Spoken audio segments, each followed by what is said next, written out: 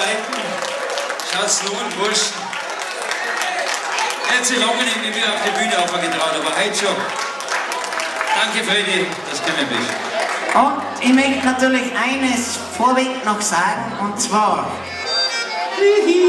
wer vielleicht die Anfänge der Schürzenjäger weiß, und ich glaube, da gibt es ganz, ganz viele, die das wissen, und wer die musikalische Karriere der Ursprungbuben kennt, der weiß natürlich, Ursprungbuben, Musik, und ich glaube auch Hegelmusik oder ganz, ganz viele, viele andere Gruppen sind natürlich geprägt von den musikalischen Zeiten der Schürzenjägern, und ein gesangliches Vorbild war natürlich immer der Willi Kröll, für all diejenigen, die eine zweite Stimme singen. Ja, also der Jüngste bin ich auch nicht mehr, nicht? Ja, ich weiß. Und deswegen haben wir gedacht, eine Melodie gibt es jetzt immer ganz speziell. Wenn die Sonne untergeht, im Karwendel. Andreas?